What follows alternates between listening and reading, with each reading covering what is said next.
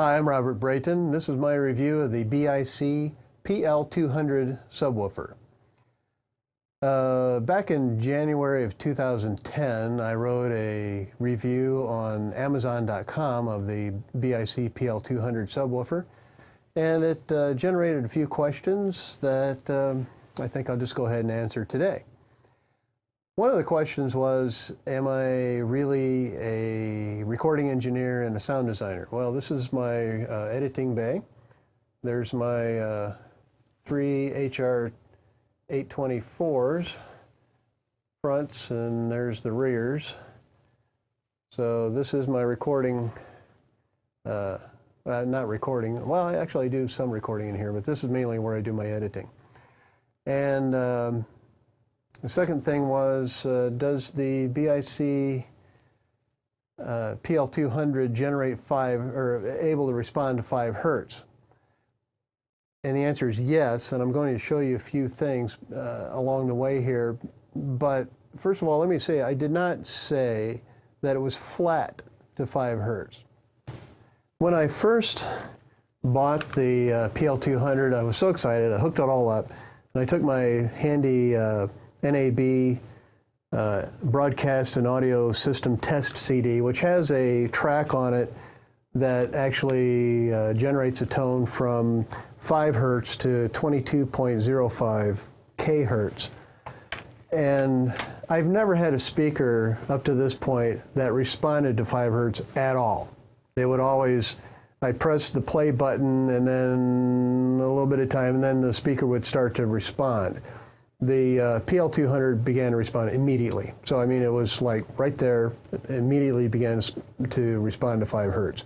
And that was on a sweep. So the 5 hertz signal itself was very transient, and then it began to sweep, 10, 20, 40, so forth. So I was very excited about that, and went ahead and wrote the article, wrote the review on it. And I've since gone back and done more tests with actual 5 hertz tones, and it does respond to 5 hertz. It's definitely not flat. I never said it was flat. Okay, I've never said that the BIC PL 200 is flat down to 5 hertz. Never said that. But it does respond quite impressively to me at 5 hertz, and very impressively down to 15 hertz for sure, which is what BIC actually, their spec goes from, starts at 15 hertz.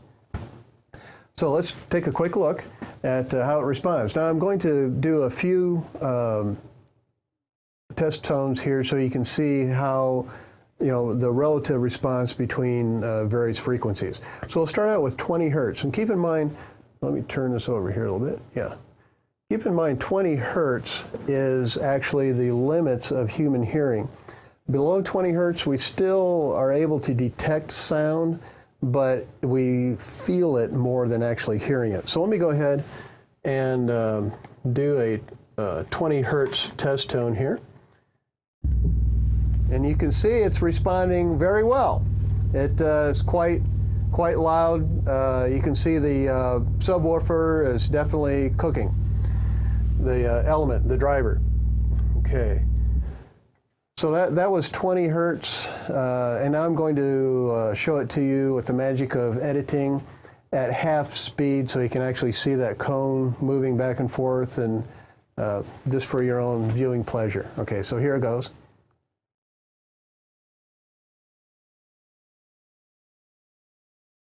Okay, now back to our regular scheduled program. Now keep in mind 20 hertz is actually the limit of human hearing. 15 hertz is what BIC, the manufacturer, actually specifies the frequency response of this speaker. So let's go ahead and look at 15 hertz.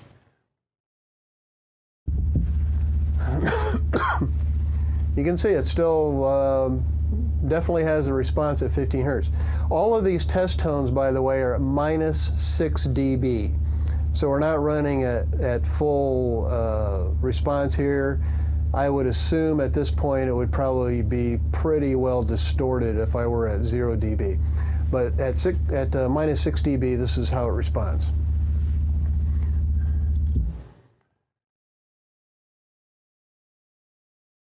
Okay, now we're going to look at 10 hertz. Now keep in mind 10 hertz is 1 octave below 20 hertz. You know, an octave is a doubling or a halving of frequency. So at 20 hertz, that's the limit of human hearing. Human hearing's from 20 to 20,000 hertz. So 20 hertz is the limit. 10 hertz is 1 octave below 20 hertz. You see, you know, the difference between 10 and 20 doesn't sound like that much, but as far as frequency responses and stuff like that goes, an octave is quite a bit. It would be on the high end, we hear from, you know, 20 to 20,000 hertz. Well, 1 octave above 20,000 hertz would be 40,000 hertz. Just kind of put it in perspective. So let's listen, let's take a look really at 10 hertz.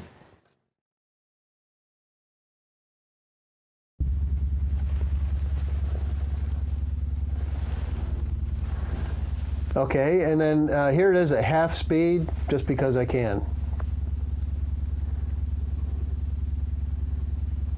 Okay, now that was 10 hertz,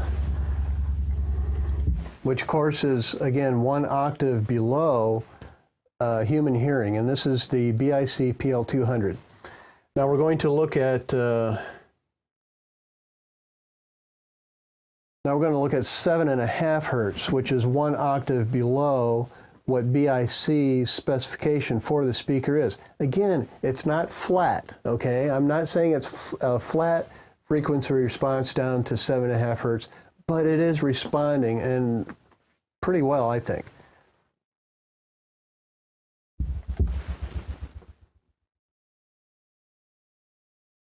Obviously not near as much as the 15 hertz or the 20 hertz, but it's still there. It's still punching out some thump that you would feel.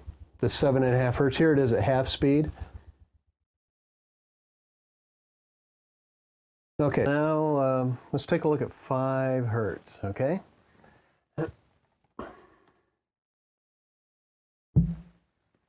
Okay, there it goes. And then here it is at half speed. And there you have it. Now, when I say that, you know, 10 hertz is 1 octave below, which is kind of like saying, you know, 1 octave above human hearing would be 40,000 hertz. Well, just in case you've never seen one of these, this is a matched pair of QTC1 microphones from Earthworks, and they are flat within 1 dB from 4 to 40,000 hertz. So, yeah, there really are instruments out there that can measure that, you know, capture that. Of course, 40,000 hertz is not something that anyone can hear. I'm in my 50s. I'm lucky to hear 16,000 hertz. But the fact is that, you know, that's extremely impressive that a speaker especially would be able to go an octave above or below the range of human hearing. I do appreciate the feedback I've gotten from the review. And one of the reviewers even added that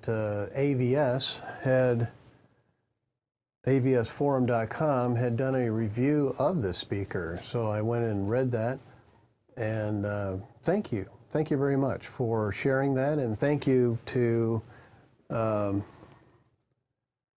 Ricky. Thank you especially to Ricky for doing these tests. They're very well done, and I appreciate that. I'd like to make just a few comments, and again, if I could afford a THX subwoofer, I'd go buy one. Okay, if I could afford that $25,000 5 hertz bass system, actually I'd probably spend the $25,000 on something else. But you know, I would. Okay, if I really had the money, I might go ahead and do that. The fact that it has this, you know, peak at 50 hertz or whatever is not that big of a problem to me, believe it or not. And before you just write me off, listen. When you take us, first of all, these tests were done in an anechoic chamber, you know, outdoors. And so it's not a real world test. It's definitely measuring, and accurately so, the characteristics of the speaker, and this is what we need to be able to compare speaker A with speaker B, okay? It's very necessary to do it that way, but that speaker will then be put into a room, okay? And the room has some good things about it and some bad things about it. One thing is, if you put this subwoofer into a room, most likely you're going to put it along some wall or even into a corner. And that is going to accentuate the bass response of it. And that will tend to hopefully bring up that bottom end a little bit so that it's a little more flat. Now granted, it's still going to be humpy bumpy all over the place, okay? I understand that. The other thing that we need to think about is the fact that rooms have what are called nodes. You know, rooms have nodes. Now, let me explain what a node is. A node is a specific resonating frequency. So like here I have a flute. Okay, now I've covered up some of the holes and left some of the holes open.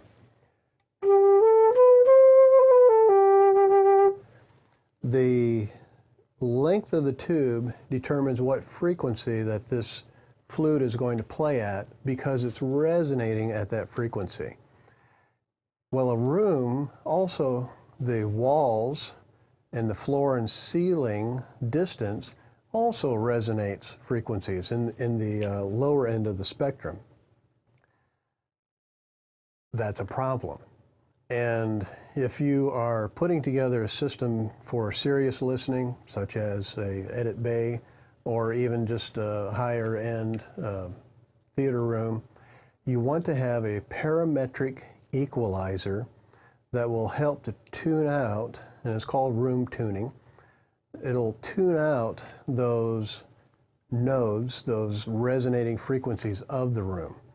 And so, as it turns out, that little peak at 50 hertz, that's kind of a minor annoyance compared to the room nodes. Now, it's best to design the room so that these nodes don't pile up on top of each other, but you'll spend tens of thousands of dollars doing that. The second best thing is a parametric equalizer. I highly recommend that. Now, many of today's modern receivers have parametric equalizers in them and will do that work for you automatically. So in my studio, that's how I have it set up, believe it or not. As I have, in fact, all my speakers are tuned. I have a Pioneer receiver, Elite series, and it comes with a little microphone, and you press the button and away it goes. And it'll tune not only the frequency response of all the speakers, but it will also tune the phase response, which is every bit as important as, and maybe even more so than the frequency response, and also the relative loudness of your speakers. So, you know, 50 hertz peak, it'd be better if it weren't there. Okay, I'm not trying to say that it's perfect the way it is. It's not perfect the way it is. If I could afford a THX certified speaker, I'd buy it in a heartbeat.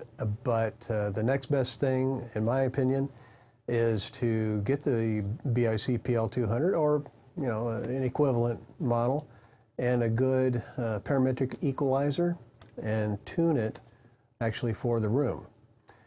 So that's my review of the PL 200 from BIC. I'm still enjoying it a year and a half later, well, almost 2 years later, and hope you will too. Thanks. Bye.